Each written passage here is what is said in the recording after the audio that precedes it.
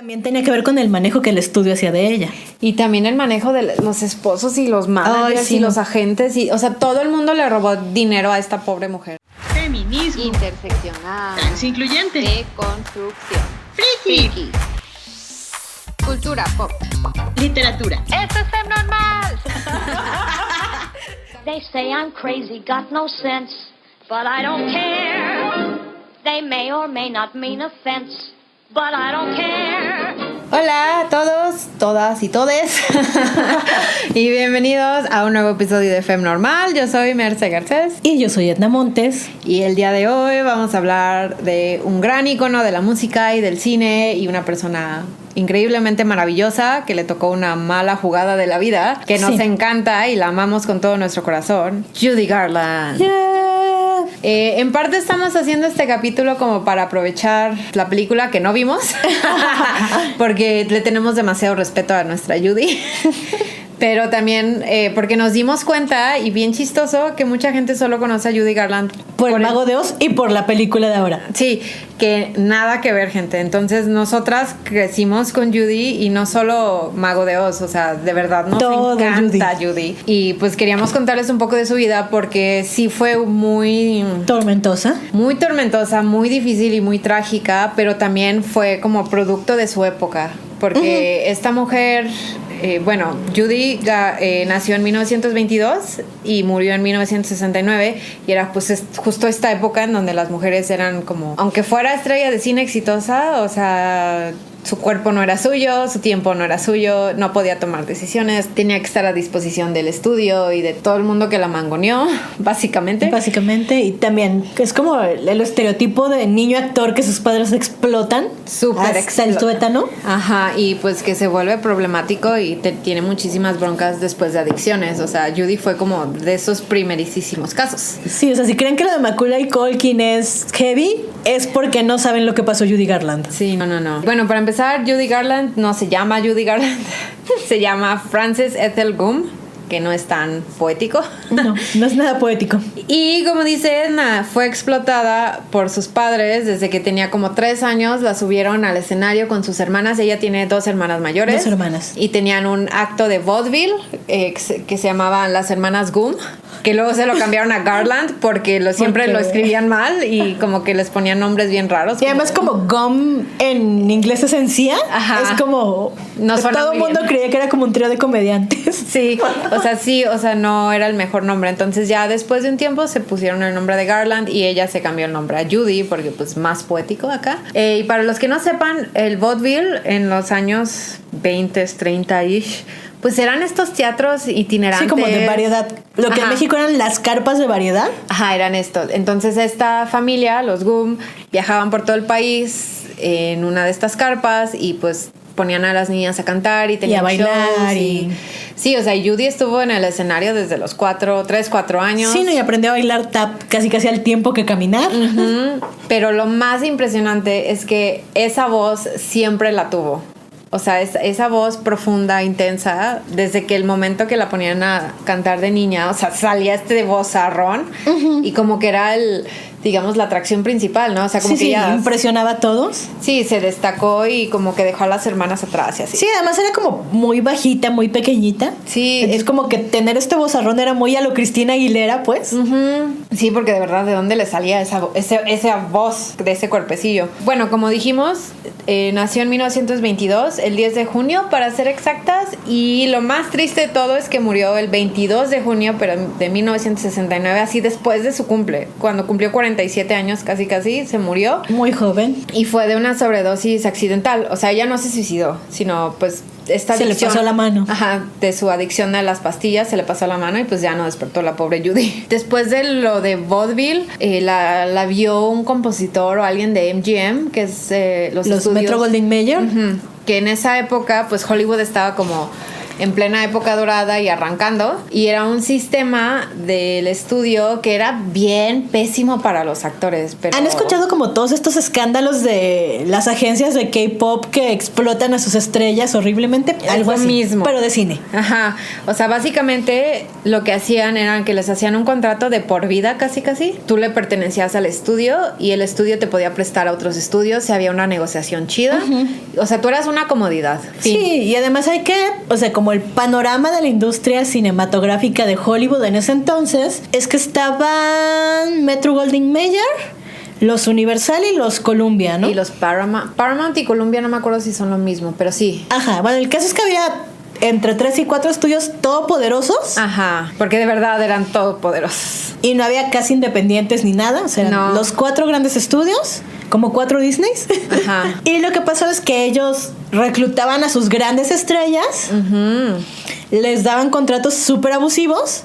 Sí, o sea, básicamente tienes que hacer 20 películas este mes, si no te corro. Y además, bueno, entrados los 30s, ya estaba como En los años 20 había como más estudios independientes, más producción de películas mudas sobre todo, pero eran como temas muy controversiales y podías mostrar casi cualquier cosa en el cine. Sí, o sea, no había como censuras, todavía era un arte emergente, digamos, como que había mucha experimentación. Sí, por eso podías tener a Greta Garbo o a toda esta gente sexosa. Ajá, en esa época. Sí. En esa época. Pero pasados los, no sé, como mediados de los 30s o finales, como que se empezaron a restringir muchas cosas. Se empezaron a restringir porque entró en vigor este código de censura moralino, cristiano, bla, bla, bla. Sí, sí, sí. Y de hecho, por eso en esta época es que hacen muchos musicales como con temáticas más familiares y para toda la familia. Sí, porque hay como cosas que no puedes mostrar sexo, no puedes mostrar... Fumando. Eso como que lo recuperaron. Gente que tiene después, relaciones ¿no? fuera del matrimonio. De hecho, antes no podías mostrar a 2 personas durmiendo en la misma cama. O sea, aunque fueran esposos, tenían que estar en camas separadas. ¿No? Algo así, súper chistoso. Judy... Sí, pues por eso... ¿Cómo se llamaba esta mujer que hizo se me acaba de ir el famoso... Que la película era Glinda, que se quita un guante... Ah, sí. Así súper sexosamente y era como lo más sexy que podías ver en esa época porque pues no puede haber nada explícito. No me acuerdo cómo se llama, pero sí sé qué película. O sea, sí, no le vayan a ver el tobillo, por Dios. Sí, digo, algún día me acordaré, pero la película es Hilda y ella se quita su guante así de... Que era como el sex symbol de esa época. Entonces esta Judy a los... ¿qué edad fue? Como a los 13 años, ¿no? La reclutó la MGM. A los 13. Ajá, a los 13. O sea, como que la vieron en el show con sus hermanas y les dijeron ella tiene talento. Pero se llevaron a las hermanas, les pusieron canta, baila, es bonita, la podemos matar de hambre. Sí, cañón. Y entonces las pusieron en una película juntas y pues ya después salió que la Judy era la mejorcita. Si ven una foto de Judy Garland cuando es niña, la verdad es que es una niña bien preciosa, pero para los estándares, entre comillas, de la época era como bien corriente, supongo, digamos. O sea, como que la veían como la chica de al lado, no sé, estos estereotipos extraños que tienen los americanos. Digo, también habría que tener en cuenta que es más o menos contemporánea de Shirley Temple. Que es como esta muñequita rubia con sus caireles. Sí. Y aparte también es contemporánea de Ava Gardner y de Elizabeth Taylor. Pues sí se convirtieron en estos sex symbols acá. Sí. Pero como que la MGM no sabía qué hacer con Judy porque no tenía como el cuerpo acá de la femme fatal, ni tenía la cara de así como la belleza. Era ninguna de estas, no era Lana Turner ni ninguna de estas grandes luminarias de la época. Entonces como que pues la restringieron, ¿no? A hacer papeles de niña chiquita como a la Shirley Temple, pero tampoco podía ser de tan chiquita porque pues Judy sí se desarrolló. Sí, o sea, eventualmente ya no parecía una niña. Pues que además Shirley Temple en algún momento cuando ya obviamente no era una niña, pues dejó el cine y se dedicó a otra cosa y ya está, ¿no? Sí, porque pues obviamente nunca iba a tener no le iban a dejar tener el éxito que tuvo cuando era niño. O sea, como que en esta época eran muy pocos los niños actores que hacían como, daban el paso a actores adultos, ¿no? Y pues por suerte Judy fue una de ellas, pero pues digamos que desde el momento, y ella hay entrevistas donde ella sale diciendo esto, que del momento en que entró con la MGM, o sea, era una batalla constante por su cuerpo. De lo único que se acuerda cuando era niña de su carrera infantil era de que era una batalla por el cuerpo, de qué puedes comer, qué no puedes comer, a qué hora vas a comer, estás muy gorda, ya estás casi muy nada flaca. De más, ¿no? Hubo una época de su vida en la que siendo ya no sé, niña adolescente, su dieta del estudio era sopa de pollo, y queso cottage. Y era todo lo que podía comer. Y aparte, pues esta era la época en donde pues, les daban metanfetaminas a los niños porque pues resulta que nadie sabía que era malo. Bueno, es que en esa época las metanfetaminas eran como un Dietéticas. medicamento para bajar de peso. Ah, sí, o sea, aparte a ella le hicieron bien adicta a esas cosas y tuvo Digo que además la muchísimos adicción a problemas. las metanfetaminas de las amas de casa de los años 40, 50 fue lo que impulsó la tercera ola del feminismo, entre otras chuladas, ¿no? Sí, pero Judy sufrió este abuso emocional y físico toda su niñez. Bueno, Sí. toda su carrera, pero es que sobre además todo es la niñez. como, o sea, sus horas de trabajo eran, no sé, 18, 20 horas por día. O sea, eran jornadas extenuantes de estar grave y grave, y no era como nosotras que estamos aquí cómodamente sentadas grabando un podcast. No, ella tenía que bailar como 20 veces y tenía que cantar como otras 20 veces y así. Ahí fue la época también donde le daban las metanfetaminas para que pudiera estar así. Sí. Y luego le daban pastillas para Que se durmiera, porque Ajá. no se podía dormir porque estaba con el high de las drogas. Sí, sí, sí. Y esto a la maravillosa edad de 14, 15 años, ¿eh? O sea, Sí, o sea, todavía ni pobrecita. podía votar, pero ya le estaban drogando.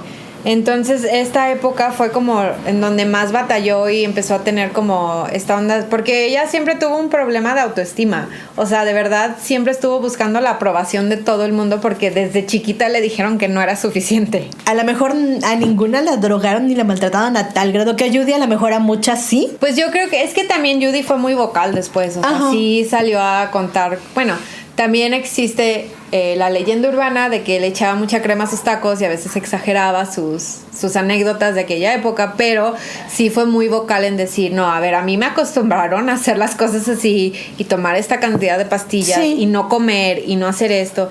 Pues Y además, claro.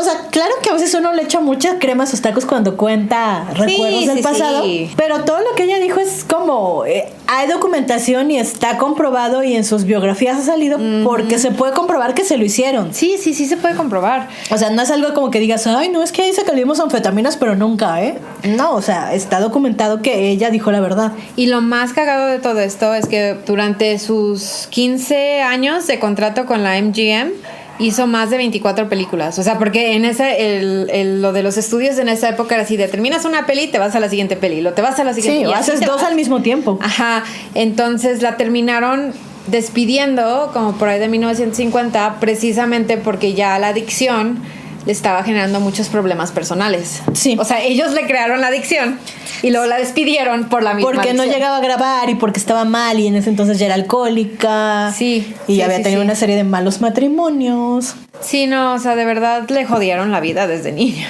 Sí, digo, además, habría que explicar que en ese entonces el sistema de estudios... No, pero aparte del sistema de estudios, en esa época no había las leyes de labor infantil que hay Exacto. ahora. No había las leyes de labor infantil ni este asunto del fondo Sí, para ellos. Ajá. Como que no estaban topadas las horas que podía trabajar una estrella infantil. Que ahora sí. Pero también es que el sistema de estudios era que ellos tenían como su plantilla de estrellas. Sí. Los casteaban en determinados roles, ¿no? Tú eres el sex symbol, tú eres la de la comedia romántica, tú eres Ginger Rogers. Sí. O sea, y no la sacaban de ahí. Por eso a veces ves como las primeras películas de Judy Garland y pues sí, todas parecen lo mismo, pero porque ese era el único trabajo que le dieron. Sí. Ya después cuando la votó MGM, pues ya se pudo aventurar a hacer cosas más Ajá, padres. y además los proyectos que se hacían sobre ese rol. Sí. Hasta muy entrados los 50, 60 era, ay, quiero que alguien me escriba una película de musical de época para Judy Garland. Ajá, y le escribían la película musical para Judy Garland. Ajá, o sea, no era como que llegara un guionista, yo tengo este guión. Ah, vamos, o sea, como estamos acostumbrados ahora, ¿no? Yo tengo este guión, ay, sí me interesa, te lo compro, ¿quién lo va a dirigir? Y hay que hacer casting. No. No. En ese entonces era todo un sistema basado en sus estrellas máximas. Sí, también por eso las de Fred Astaire son muy parecidas, la de Debbie Reynolds son muy parecidas. O sea, Frank Sinatra siempre hacía la misma película. Ajá. Por eso se daba. Sí, Greta Garbo, así. Sí, todas, John Crawford, Betty Davis, o sea, todas hacían como el mismo rol porque les funcionaba a los ¿No estudios. era Betty Davis la del guante? No, Betty Davis fue mucho después, ella fue como en los 60, 70. No me acuerdo. Bueno, algún día me acordaré del Pero guante. te apuesto que Betty Davis sí se quitó sensualmente algún guante en alguna película. Fácil.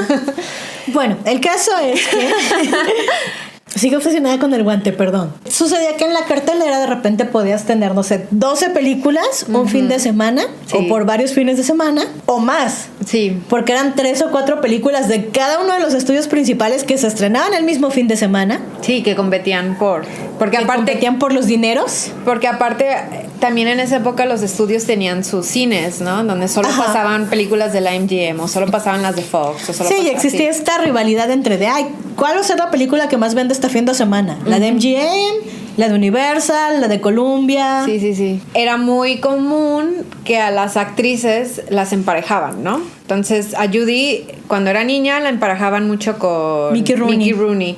Luego, cuando ya era adulta, la emparejaban un poquito con Gene Kelly. Y así como que las iban cambiando de parejas disque para encontrar como una armonía, ¿no? Así como con quién tienes más química. Por eso muchos actores trabajaron varias veces Juntos. con el mismo elenco, casi, ¿no? Sí. Aunque, opinión no popular, Ok. para mí su mejor casting fue el de Desfile de Pascua con Fred Astaire y con Gene Kelly. Sí, es que ahí ella como que, no sé, destaca, pero Pues, increíble. digo que es una opinión no popular porque en la mente colectiva de todos está Fred Astaire y Ginger Rogers son una Singing in the unidad, Rain, sí. son solo ellos. Sí. Y claro que Fred Astaire hizo otras películas y Ginger Rogers hizo otras. Sí, pero es que eran como un dúo dinámico, ¿no? Pues como un dúo dinámico, pero a mí en lo personal, en Desfile de Pascua me gusta muchísimo Judy con Fred Astaire. Sí. Y Cantan de verdad, superbién yo veo juntos, esa sí. película, es una de mis favoritas, una y otra vez, y nunca he extrañado así de, extraño a Ginger Rogers. No. Bueno, es que a mí sí me gusta mucho Fred Astaire con Ginger Rogers, no sé. Digo, a mí también me gusta mucho, pero No, pero es que también Desfile de Pascuas es una de mis películas favoritas de Judy. O sea, esas, Meet Me in San Luis, que se parecen un poco en la trama. sí. Pero era como de las mejores. Sí, de digo, Judy. sin contar Nació una estrella, que ya es No, pero es una que ya fue categoría en sí después. misma. O sea, no, más bien como de la época de Sí, MGM. de la época de MGM. Sí, esas son como las dos Sí, también creo mejores. que son mis favoritas. Bueno, tal vez Baby in Arms. Que es, bueno, en Baby in Arms, que es como de las primeras, cuando todavía está en estos papeles de niña, son una comunidad de gente del teatro.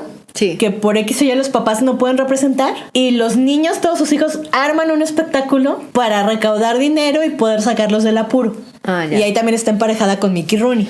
Sí, es que con Mickey Rooney como que encontraron su primer... Match. Ajá, y como los mega explotaron. Y que también súper chistoso, pues el estudio controlaba la publicidad, ¿no? Entonces dice que los mandaban en citas y pues así contrataban un fotógrafo y les tomaban fotos tomando malteadas o una cosa así súper inocente. Y así como que para promocionar las películas de ellos, como que la gente se pensara que andaba. Que eran noviecillos, pero de manita sudada, Sí. inocente, porque juvenil. Pero era como la publicidad del estudio. O sea, le controlaban todo a la pobre. Todo. Y lo que nos lleva a la película más famosa de Judy, que es El Mago de Oz, que aunque es la más famosa, pues ya dijimos que no necesariamente Sí, es nuestra no. favorita. Y Personalmente... probablemente no es la más relevante. Opinión poco popular. No, pero, o sea, de su carrera sí. Pero bueno, personalmente, si al menos esto va a ser... O sea, Judy está en los libros de historia por El Mago de Oz y Sí. nunca se va a perder su nombre. Eso Sí, está sí, sí. chido. Pero sí, o sea, de toda su filmografía, ni es la mejor película, ni es la más entretenida. No. O sea, lo que sí es que El Mago de Oz fue un parteaguas dentro del mundo del cine, porque fue la primera película grabada a color. Ajá. Entonces, la pobre Judy ni siquiera era la primera opción para ser Dorothy Gale, pero el hecho de que haya podido entrar y ganarse como ese puesto dentro de la historia del cine, dices, bueno, al menos está Judy. Sí, al menos ¿no? es Judy. Digo que originalmente iba a ser Shirley Temple, pero por conflictos de agenda no pudo. Y luego se le ofrecieron a otra contemporánea que era Diana Durbin, que tampoco pudo. Y entonces fue como, bueno, ok, Judy. Sí, pero tuvieron que convencer al jefe del estudio de MGM, o sea, así de que Judy es tu mujer, o sea, Judy es Sí. the girl. El problema con Judy en esa época Es que ya no era tan girl. No, o sea, ya tenía como unos 16, 17 años y de hecho la pobre la restringían en corsets para aplastarle el busto y que mantuviera como una figura femenina. O sea, imagínense grabar esa película, se tardó como 8 o 9 meses en grabarse. Ay, no, fue un martirio, le pasó de toda esa película. La neta, pobrecita. Estaba como niña. maldita. Sí. Pero bueno, la sacaron, se estrenó, fue un hitazo. Over the Rainbow se sigue cantando. Como dijimos, están los libros de historia. Muy bien por Judy. Pero pasemos. Bueno, El Mago de Oz, del que ya íbamos a pasar, salió en 1939. Sí. Pasando al Mago de Oz en 1940, le dijeron a Judy, ok, ya te podemos vender como una actriz adulta. Ajá. Ya estuvo bien de encorsetarte las boobies. Sí, o sea, ya tuviste suficiente éxito como para que ya seas una adulta. Te has ganado tu adultez, Judy Garland. Pobrecita. Pero aparte, lo más triste de todo, bueno, del sistema de estudios que se replica un poquito en esta época, es obviamente si la película hubiera sido un fracaso, a la pobre no lo hubieran puesto en otra película estelar, ¿no? O sea, siempre dependía de eso, de que a ver qué tanta gente jalas, Judy, a ver si sí la estás armando. Por eso la pobre no tenía una autoestima sano, porque pues siempre era, pues lo puedes hacer mejor, ¿no, Judy? Sí. Puedes estar más flaca, ¿no, Judy? Digo, ya saqué las cuentas, tenía 17 cuando hizo el Mago de Oz y entonces a los 18 le dijeron, ya puedes ser una adulta. Ah, muy bien. Y sí, según yo transicionó súper bien, ¿no? Así como a roles adultos, la verdad. Es que además fue otro peliculón que no puedo creer que no haya dicho en mi lista de favoritas. Ok. Pero bueno, en 1940 hizo Little Nelly Kelly. Ah, sí. Que es donde le dan su primer beso en pantalla y ya cuando a una estrella de MGM la besan en pantalla es oficialmente una mujer. Pero además en esa película se besa con George Murphy, que le llevaba como 20 años y que en una entrevista posterior dijo que se sentía como un tipo que se roba a una niña de un rancho. Pues es que sí. Es que fue horrendo. Tuve que besar a una niña de 18 años y sentí que era un tipo de rancho que se roba a un adolescente. Pues es que sí. Y sí está nefasto, pero lo traje a colación porque es algo que no ha cambiado, ¿no? O sea, consistentemente en Hollywood ves que en las películas los intereses románticos de los hombres son siempre como 20 años menores que ellos. Siempre. Sí, pero bueno, ¿cómo se llamaba? ¿George qué? George Murphy. George Murphy, pues ya después, como que según yo él iba como, su estrella iba declinando y la de Judy iba subiendo, ¿no? Algo así. Pero es que además una de las bellezas de Little Nelly Kelly es que Judy Garland, para que la puedan vender como adulta, hace dos papeles en esa película y hace a la mamá y a la hija al mismo tiempo. Y es un hitazo salvaje porque jamás nadie se había imaginado, porque eran lelos. Sí, ya sé. La cantidad de rangos actorales y de talento que tenía Judy Garland. Porque es que esa es otra cosa, o sea, de verdad esta mujer era talentosísima. Hasta el último día fue talentosísima. O sea, de verdad era todo. O sea, bailaba, cantaba, actuaba. O sea, como que su arte era su vida. Sí, era buena en el cine, buena en el teatro, buena en especiales de televisión. Sí, hasta tuvo su programa de televisión como un rato. Sí, o sea, esta mujer lo podía hacer todo. Pero volvemos a lo mismo. Como no era fácil clasificarla como sex symbol, pues nadie la tomaba en cuenta. Sí, digo, no era sex symbol y no era Grace Kelly o Debbie Reynolds o... ¿cómo se llama? ¿Era Deborah Kerr? Como estas chicas que salieron después en los 50, 60 que empataban con ese ideal de comedia romántica de mujer buena que se casa, rubia, bonita y buena que se casa. Sí, Judy era otra cosa. Y también pues yo sí creo que aunque tuvo buenas películas, su carrera, digamos que no despegó tan rápido, más bien. Se mantuvo como medio estable, no sé, como que en un punto medio, porque no la volteaban a ver, precisamente porque no sabían qué hacer. O sea, era tanto el control del estudio que no sabían qué hacer con ella y eso la afectó muchísimo. Sí, pero digo, ya cuando le dieron papeles adultos, que empezó a hacer musicales y empezó a hacer Meet Me in St. Louis y desfile de Pascua y todas estas cosas, repuntó muchísimo. Sí, porque aparte, bueno, era la época doradísima de los musicales y de las grandes producciones y como ya saben, como si fuera una obra de teatro pero en el cine. Su voz nunca perdió potencia, su voz no sé, o sea, siempre que cantaba, a mí es que me encanta cómo canta, de verdad. Como en la época en la que la reclutaron junto con Diana Durbin y las otras chicas que también cantaban. Sí. Todas tenían como una formación más o menos clásica de sopranos y así. Sí, como unas voces más cristalinas. Pero la voz de Judy era otra cosa, o sea, tenía unos matices impresionantes. Y más grave, o sea, sí, porque como dices, o sea, las otras tenían como un tono de soprano alto y Judy sacaba el vozarrón grave así pero tenía el rango. Sí, además, digo, en esa época como que la gente se estaba moviendo más al jazz, al blues, estas corrientes nuevas de música, y la voz de Judy era muy como encajaba muy bien con eso y no era tan clásica como la de otras cantantes. Sí, ella podía cantar lo que fuera, o sea, el género que fuera, la verdad. Pues así siguió en MGM, no tan felizmente, se casó un par de veces. O 4 o 5. Y por ahí de 1950...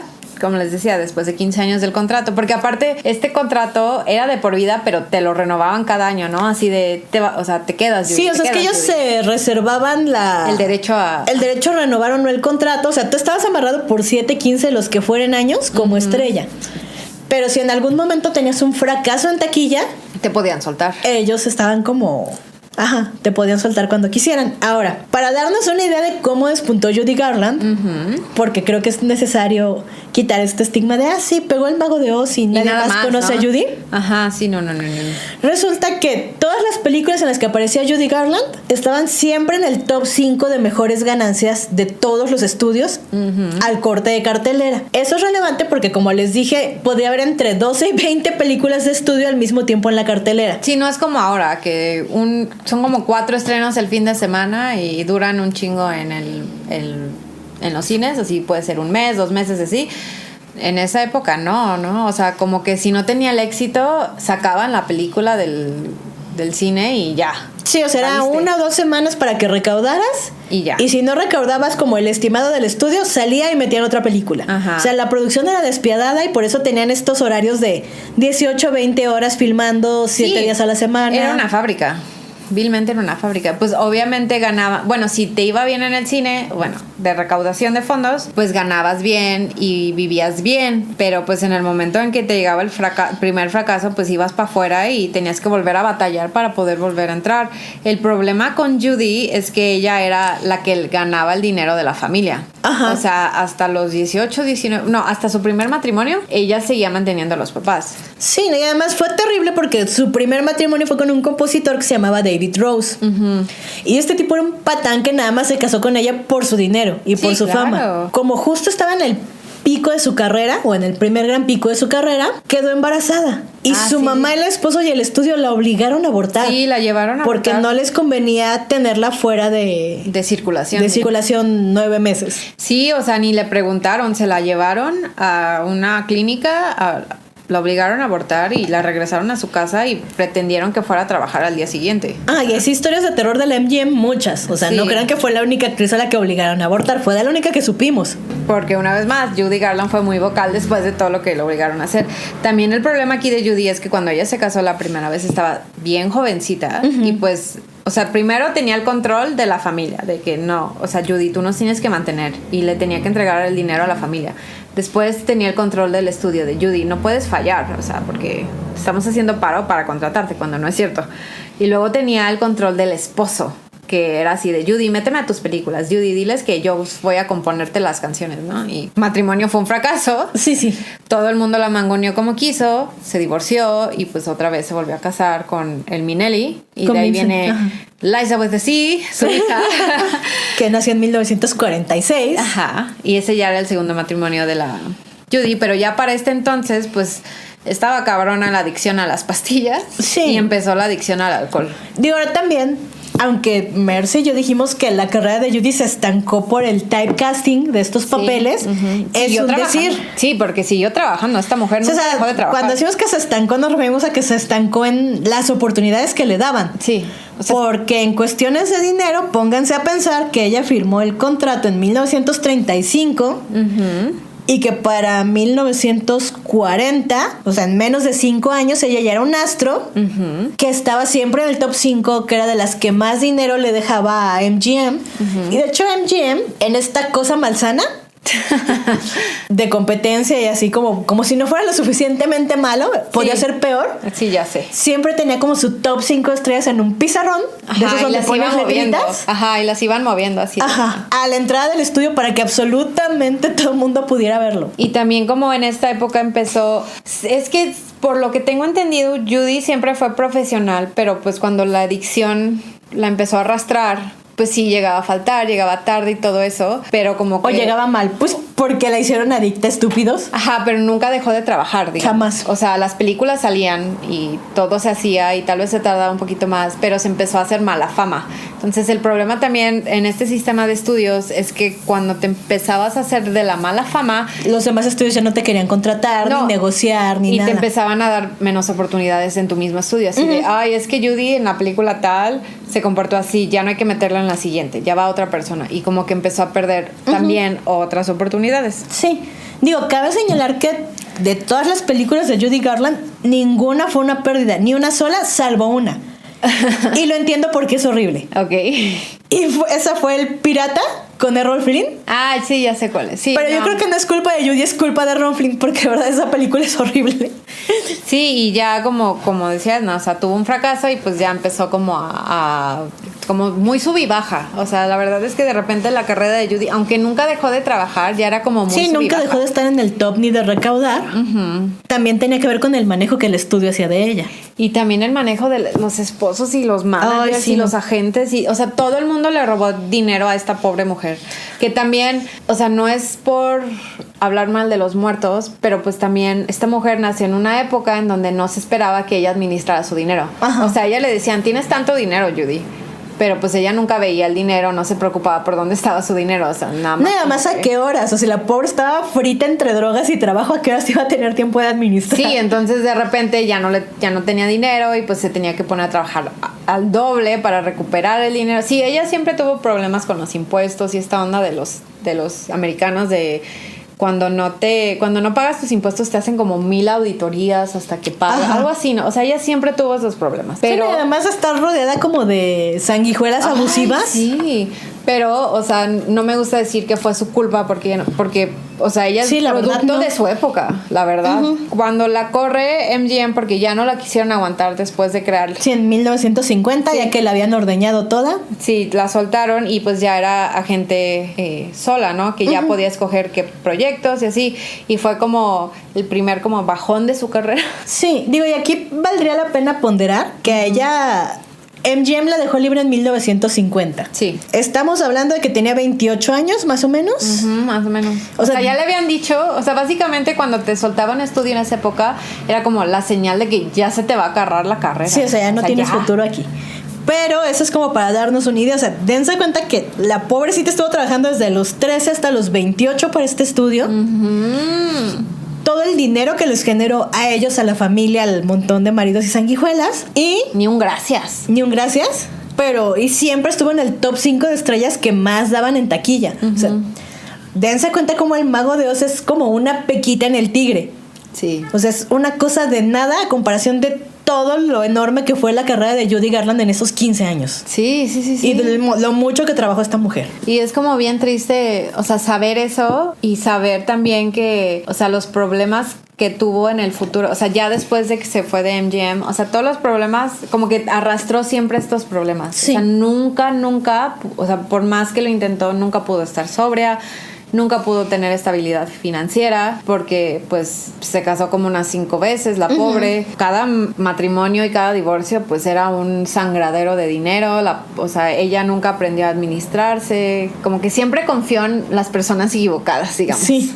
La verdad, pobrecita. Nada más murió en la total pobreza, lo cual es tristísimo. Súper triste. La verdad es que si no fuera por Liza y por Lorna, sus 2 hijas, como que la estrella de Judy se pudo haber apagado y pudo haber quedado olvidada, pero como que ellas se esforzaron porque la gente recordara a su mamá, ¿no? Que fue cuando empezaron a sacar estos discos de los mejores éxitos y éxitos de Broadway cantados por Judy Garland. O sea, como que de verdad... La Navidad con Judy. Ajá, de verdad se esmeraron para que no quedara en el olvido su mamá. Y eso, pues, mis respetos a esas 2 mujeres. Nada más es que sí es como... Siento que justo cuando los estudios eran estas mafias y eran un sistema de una fábrica de producción basadas en estrellas, Sí. hay un montón que seguramente fueron maravillosos y se nos olvidaron. Sí, claro. Por N cantidad de razones, ¿no? Que muchos, o sea, por ejemplo, esta colección que se llama Criterion, que como que los intenta rescatar, pero es que como si sacaban 20 películas cada fin de semana, o sea, de verdad se iban a perder muchísimas. Y más ahora porque creo que se les quemó Se les quemó el archivo y se perdieron muchas cosas. O sea, muchas películas, pues ya ni hay una versión de ellas. De hecho, no tiene nada que ver con la Navidad ni con Judy. Pero justo en ese incendio del gran archivo de MGM, se fueron muchísimas películas mudas de los años 20 Sí. y muchísimas de terror. Y entre ellas hay una famosa película que se llama Londres después de medianoche, London Sí. After Midnight, que era de vampiros y que salía Lon Chaney, del vampiro sí, sí, principal. sí. Y ya no queda casi nada de esa película más que creo que 5 fotogramas que se han podido rescatar. Ay, pobres. Es que Bueno, por si no lo sabían, en aquella época pues, se grababa en película, literal, o sea, como Sí, estos sí. negativos.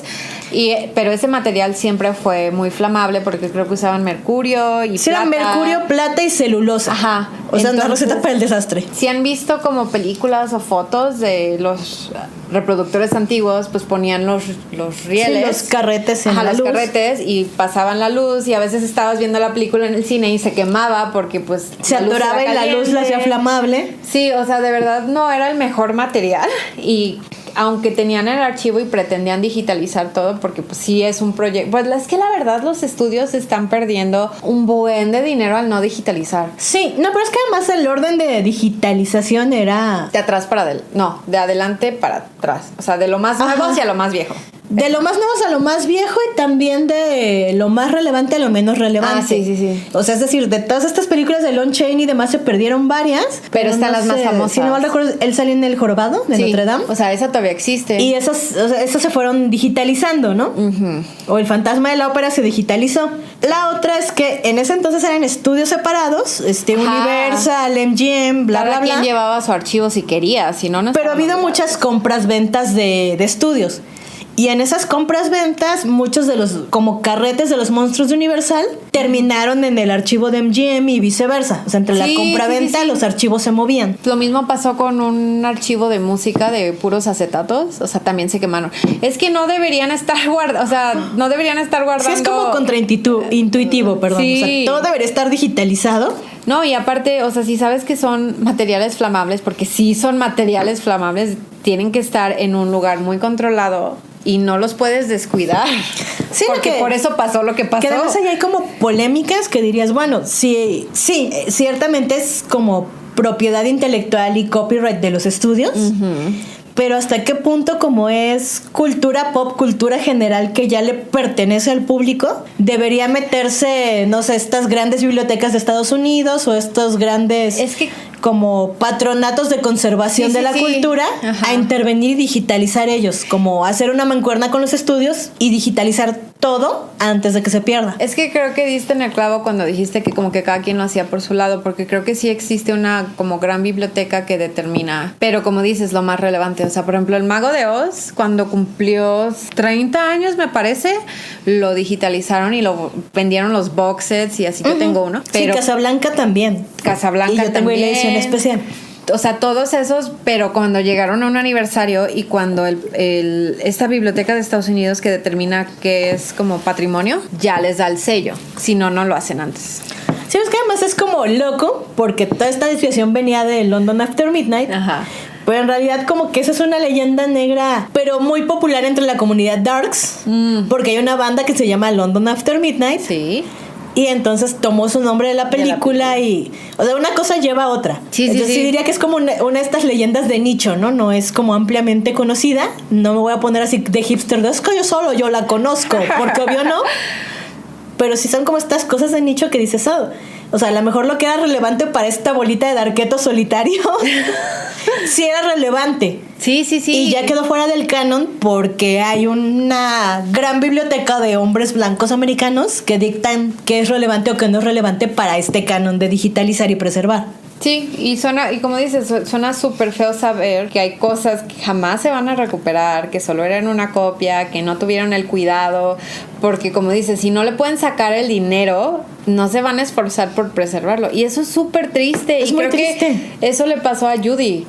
O Sí, sea, como que básicamente. de repente decidieron que ya no tenía valor y pues la pobre tuvo que lucharle ahí como pudo. Pero lo padre es que ella sí se levantó varias veces. O sea, les digo, la carrera de esta mujer es una vil montaña rusa. O sea, arriba abajo. O sea, pobre. Pero pues la armó como pudo con lo que tenía. Y una de las cosas que más la ayudó, pues obviamente era su vozarrón. Ella, o sea, obviamente los soundtracks de todas sus películas, ¿no? Cantados por ella. Luego salía de gira y sacaba dinero de los conciertos. Luego hacía especiales así como Judy en el Madison Square Garden y era como un show muy especial y cantaba todos sus éxitos. De hecho, hubo un tiempo en donde se rehusaba a cantar sobre el arco iris porque pues la pobre ya estaba hasta la madre de esa canción. Bueno, es que además La verdad es que sobre el arco iris es la famosa, pero Judy tiene un montón de canciones buenísimas, o sea, Sí. versiones de Cole Porter. Sí, o sea, armaba sus shows y de verdad creo que hubo una época en donde se consiguió unos músicos que la hacían como brillar muchísimo. No sé, como que su época dorada de los conciertos, o sea, de verdad es maravillosa. Ya los pueden conseguir en YouTube, entonces Sí, de verdad. y en les Spotify están casi todos. Les recomendamos que vean, no, porque aparte ella tiene como un carisma sobre el escenario, o sea, Sí. se ve que se sintió lo más cómoda sobre el escenario. Ahí Pues, era feliz. digo, además es como muy triste porque era su lugar seguro y el lugar donde ella era feliz, ¿no? Sí. Qué triste que esa cosa que te impulsa, te apasiona y te hace feliz sea como el ancla de otros para arruinarte la vida. Sí, porque pues nunca superó, o sea, nunca llegó a una estabilidad económica la pobre, porque siguió manteniendo a la familia, luego tenía que mantener a los maridos, porque pues creo que ella era la que daba pensión, ¿no? Sí. Mantener a los hijos, bueno, que los hijos no le pesaban, porque de verdad Judy, o sea, sus Sí. hijos le daban vida. No, y la misma Eliza lo ha dicho, ¿no? Que a veces era muy difícil saber que tenías una mamá alcohólica y esconderle las botellas, esconderle las drogas, pero que ella de verdad siempre hizo lo mejor que pudo por todos sus hijos. Sí, y hay una entrevista que a mí me encanta, que creo que le hicieron este programa de Estados Unidos que se llama 60 minutos, o 20, no me acuerdo, uno de esos, en donde fue de las últimas entrevistas que dio Judy, y sale con sus hijos y de verdad la ves como pues feliz de ser madre, como que le preguntan y le preguntan cosas, pero todo lo regresa pero es que ser madre es lo mejor, pues es que los hijos no le pedían nada más le pedían el amor, ¿no? Que estuviera presente. No, y además yo creo que el lugar, o como con sus hijos, era donde ella se sentía amada y necesitada de verdad, pero no por su dinero ni por su fama, sino ella. por Judy. Ajá. Sí, pues también ella pues bueno, es que Liza y Lorna pues obviamente iban a heredar alguno del talento de la madre, y pues sí, las dos son súper cantantes. Pues Judy siempre fue así de sí, canta, si tú quieres cantar, canta. E incluso hay un concierto que Liza y Judy hicieron juntas que está bien bueno Es muy también. bello, Es súper muy, muy bonito. bello. Ujú. Pero bueno, veníamos a este gran quiebre de 1950 cuando dejé MGM, porque fue como también el gran levantón de En su cara babosos. Sí, porque en 1954 hizo la segunda versión de A Star is Born, o Nace una estrella, como quieran. Para los que no sabían, hay 4 versiones de esta película. Una de los 30s, que fue la primera, la de Judy es la segunda, la de Barbra Streisand es la tercera. ¿No son 5? No, la de Lady Gaga es la cuarta. Es que hay una de los 20s. Sí, es como... No, es de los 30s, no, es blanco y negro. Sí, pero según yo hay una como 20s casi muda. Ajá. La de los 30s, la de Judy, la de Barbara, y la quinta es la de Lady Gaga. Sí, porque todo el mundo dice que son 4 nada más. A lo mejor yo me lo estoy inventando, tampoco soy como la fuente más fidedigna. Pero el punto es que sí ya era una versión de una película que se había hecho antes. Sí, o sea, esta película lleva miles de versiones. Pero a mí lo que más me gusta, de hecho la de Judy es la que más me gusta, La de Judy es mi favorita y las he visto porque, las 4 o 5. porque aparte es como más autobiográfica, ¿no? O sea, de verdad sacaron cosas Bueno, como... es que el rango emocional que tiene Judy Garland ahí es como lo que te da el golpe en las entrañas y dice, todo este tiempo desaprovecharon esto. Sí, no, pero aparte como que refleja un poco su vida, porque es una estrella que la quieren retirar, pero no se quiere dejar, y como que encuentra a este hombre que Bueno, la tiene sus saca. altibajos, ¿no? Primero Ajá. es como una chica que canta en un bar. Sí.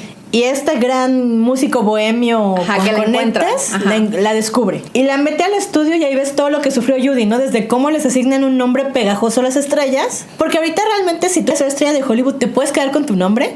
Si quieres. Siempre y cuando no esté repetido en el sindicato de actores. Ajá. Porque Michael Fox no pudo ser Michael Fox, entonces le tuvo que poner la J porque había un Michael Fox en el sindicato No de sabía. actores. Pero digo, de ahí en fuera, tú fulano, escoges tu nombre.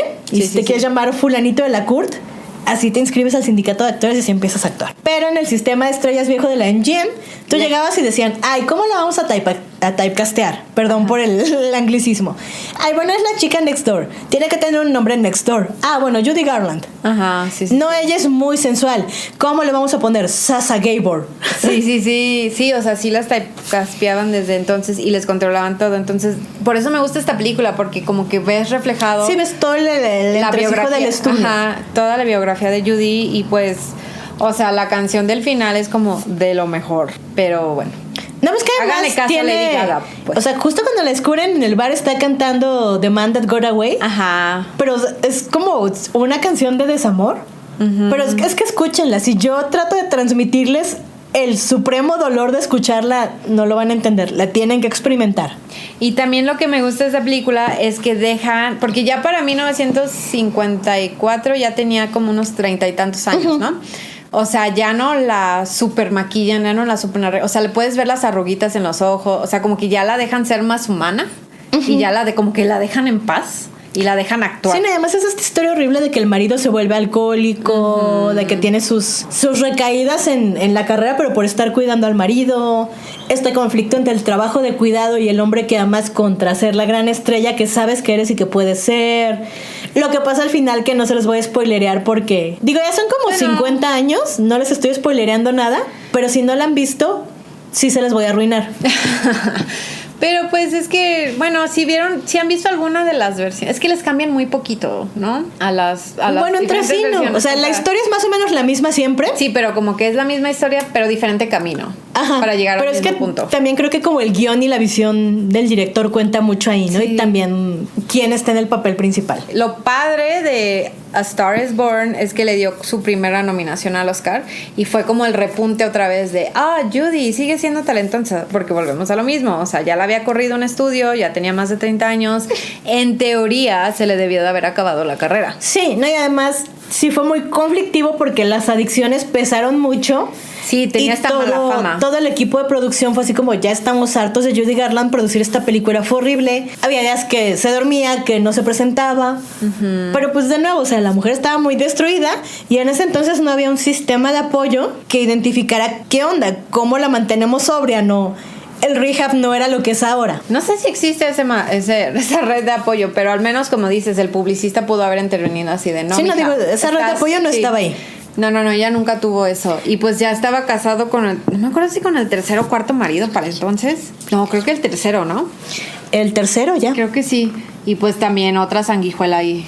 Sí, Sid Loft, que era lo peor de lo peor. Pero bueno, que le dio a la Lorna y al hijo. O sea, tuvo 2 hijas y un hijo. No, pero o sea, dense cuenta de qué tan bajo y asqueroso era el tercer marido de nombre Sid Loft. Que, o sea, muchos años después de muerta Judy, después de que le sangró todo lo sangrable, en 1993 los hijos de Judy lo atraparon queriendo vender el Oscar conmemorativo que se ganó por El Mago de Oz, el Oscar juvenil que se había ganado. Es que se ganó 2, el Oscar juvenil y aparte fue la primera mujer en recibir el de Cecil B. DeMille, que es como el de ¿cómo dicen? El de la trayectoria. Ajá, el de la trayectoria. Bueno, este güey quería vender su Oscar juvenil y un Oscar extra que le habían dado porque en algún momento lo pidió porque creyó que había perdido su Oscar juvenil. Ok. Y como que en estas cosas raras de la academia que los pobres mortales no sabemos, si un ganador pierde su Oscar, o sea, la estatuilla física por X o Y se lo reponen. Pero también hay una cláusula que dice que esos premios no se pueden vender. Ajá. O sea, se pueden donar y los pueden tener en el estudio, en un museo, pero no se pueden vender. Ajá, pero este menso lo quería vender en el mercado negro. Ajá. Y le cayeron y lo multaron y le tuvo que pagar X cantidad a los hijos, pero, o sea, a ese nivel de sanguijuelas estaban alrededor de Judy Garland toda su vida. Pero pues también, bueno, el Grammy lo ganó después de que se murió, creo. Sí, es que sí tuvo una súper buena carrera, o sea, premiada, nominada, buenos papeles ya después. O sea, sí tuvo una súper carrera y pues por eso a Edna y a mí se nos hace como bien mala onda que todo el mundo solo diga, El Mago de Oz. Sí, digo, y no sé si también su muerte prematura tiene mucho que ver con... Es que sí se murió bien joven, la pobre. Sí, o sea, con que no sea tan recordada como Maureen O'Hara, digo que son posteriores, pero que... O Katharine Hepburn, que tuvieron esta carrera larguísima hasta viejititas. Sí, o Audrey Hepburn también. Ajá, Audrey Hepburn, otra Hepburn. Sí, o sea, como que el problema de Judy fue a final de cuentas que nunca pudo superar las adicciones. Es que ¿cómo superas una adicción que te crean de niña? O sea, si te dicen, necesitas tomarte estas pastillas forever and ever, no lo vas a hacer. Pues es que además ni siquiera fue como... O sea, ni siquiera fue una adicción voluntaria. No. O sea, no fue como... Ella descubrió la cocaína. No quiero hablar mal de Joaquin Phoenix, pero... No, sí. O sea, no fue como él y River y ellos que se empezaron a drogar for the fun. Ajá. Porque eran los 90 y LOL y todo mundo se droga. Sí, hasta que uno se muere y ya se dan cuenta que no está tan divertido. Ajá. Digo, y qué triste, qué lamentable que se haya muerto así una promesa de la actuación como era River. Y qué triste que Joaquín Phoenix tenga que cargar el resto de su vida con eso. Pero no se insisto, en esta compara. época hay una red de apoyo, hay centros de rehab especiales para estrellas de cine y músicos y gente que de verdad se quiere mantener sobria. Y hay programas que funcionan, ¿no? Como Robert Downey Jr. y como mucha gente que lleva décadas sobrio y es feliz y su carrera repuntó y son funcionales. Judy no tuvo nada de eso. No tuvo nada de eso. O sea, de verdad a ella le dijeron, esta es la única forma en que la puedes hacer, mija.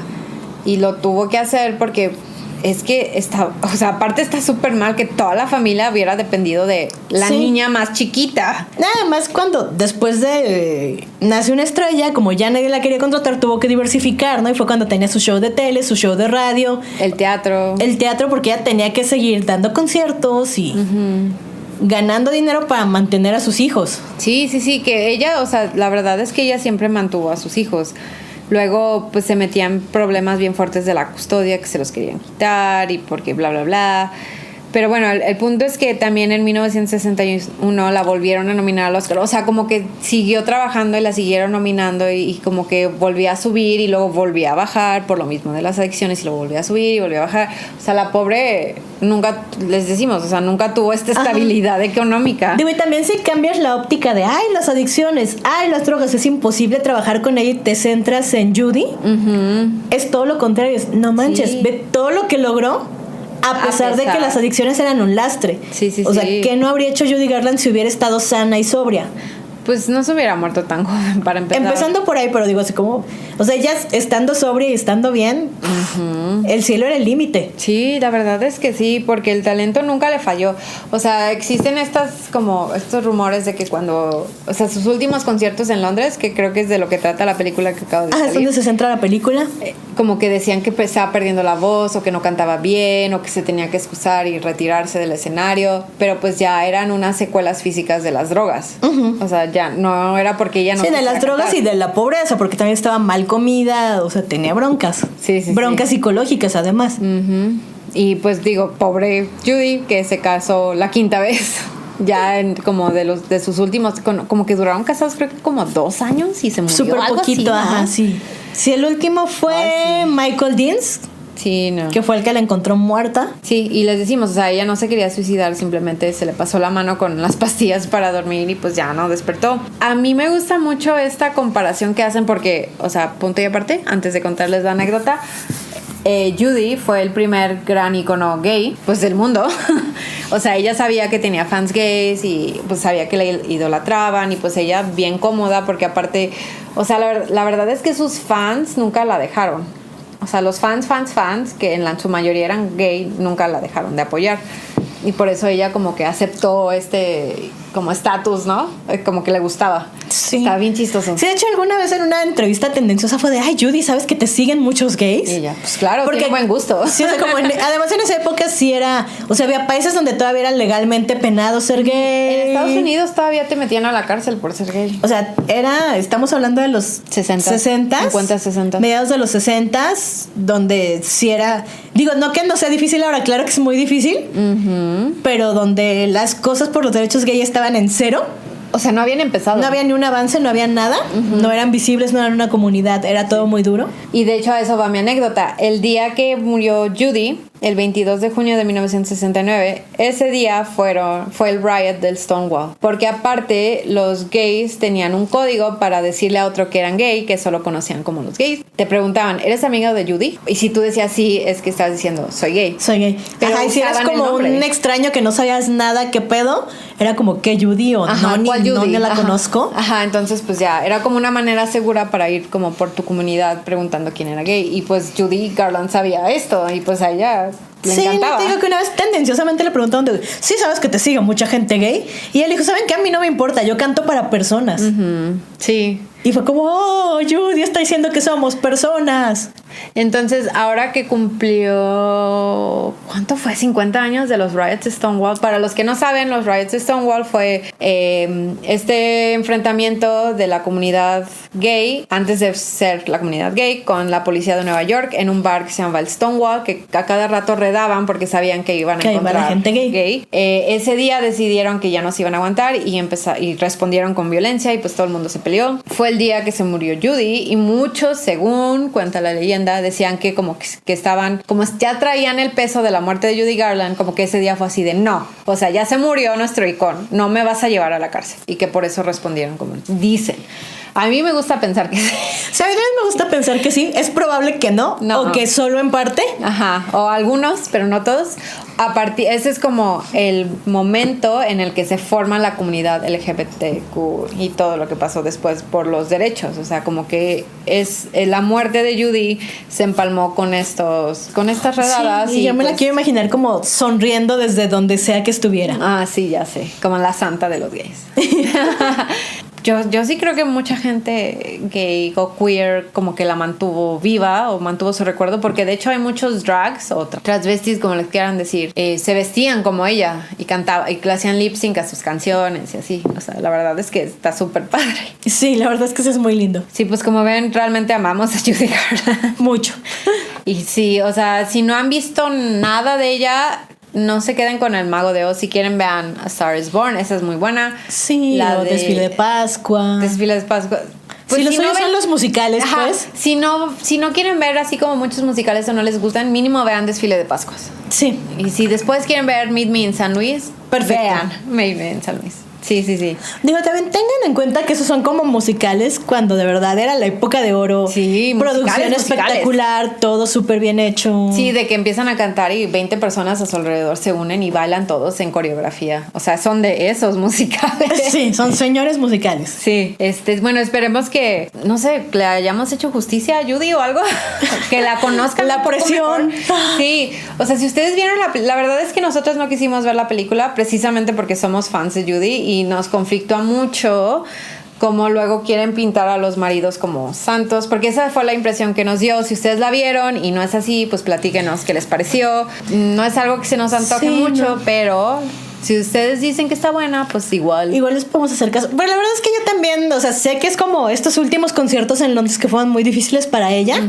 Y me parece que hasta el momento del que se muere, no sé si lo trata o no, pero lo que yo realmente no quería era perpetuar esta imagen de la Judy derrotada, que ya no tiene voz, que las adicciones ya le pasaron la factura y que ya no tiene dinero y no tiene ni dónde quedarse muerta. Fue como, no sé, esa no es la imagen de Judy que yo quiero. Sí, ni yo. O sea, me hubiera encantado que... Pues es que yo sí tenía la idea de que iba a ser como más autobiográfico, como que iba a abarcar más épocas. Digo, es que hay una... ¿cómo se llama? Mis sombras y yo. Que sí es como una peli biográfica de Judy Garland. Ajá. Que a mí me gusta mucho porque sí retrata como todo, no solo un momento particular. Ajá. Si quieren leer la biografía, leen la biografía. Si quieren ver la película, ven la película. Pero no se queden solamente con la imagen de Judy Garland y El Mago de Oz. Porque Judy fue muchísimo sí, o de la Judy decadente de los últimos conciertos en Londres. Sí, no, fue muchísimo más. Y la verdad, mis respetos a Liza Minnelli y a Lorna Love, que de verdad se esforzaron por mantener el legado de su madre, así de que no, esta es nuestra madre, no es esta otra derrotada, esta es nuestra madre. Además creo, o sea, como fan de Judy Garland, esto va a sonar muy, muy tonto, creo, pero bueno, como fan de Judy Garland siento que tengo esta responsabilidad moral de decirles todo lo que fue Judy y no sobre el final terrible que tuvo Judy. No, y aparte porque es que la mala fama sigue, ¿no? O sea, sigue siendo considerada una estrella difícil y sigue siendo considerada solo una adicta y como que nunca... O sea, todo lo que les contamos del sistema de estudios y eso, como dices, no está documentado, pero la gente nunca nunca hablan de que el problema era en el momento y en el contexto en el que se desarrolló. Si hubiera nacido en otra época, si hubiera podido llevar la carrera como ella lo hubiera querido llevar, si ella hubiera podido aprender a manejarse financieramente, quién sabe qué hubiera sido la Judy. Es que también cuando piensan en estas estrellas de cine resilientes que se caen y se levantan, piensen, no sé, en Cher, en Carrie Fisher, y también creo que muchas de ellas lo hicieron porque Judy lo hizo antes. Sí, o sea, es que Judy fue como de las primeras en muchas cosas. Y pues también por desgracia fue las primeras como estrellas infantiles que cayó así. Sí. Y que demostró los abusos del sistema de estudios. Que como decía Edna, pues no creemos que hayan cambiado mucho, así como Hollywood, pero al menos ya hay más avances. O sea, si hubiera podido desarrollarse en un mundo donde hubiera leyes laborales infantiles, no manches, o sea, otra cosa hubiera sido. Pues si deciden ver algo de Judy, nos cuentan ¿qué? Y ahí les estaremos compartiendo nuestras canciones favoritas, porque son muchas. Y sí, en Spotify, de hecho, hay una lista de reproducción que se llama This is Judy Garland, y ahí está todo. Yo creo que ahí la dejamos y nos escuchamos a la próxima. Nos vemos. Don't try to rearrange me. There's nothing can change me. 'Cause I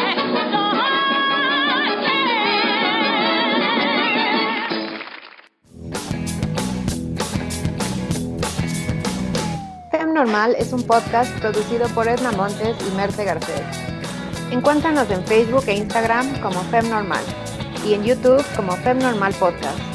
Si quieres apoyarnos para seguir produciendo este podcast, nos puedes comprar un café.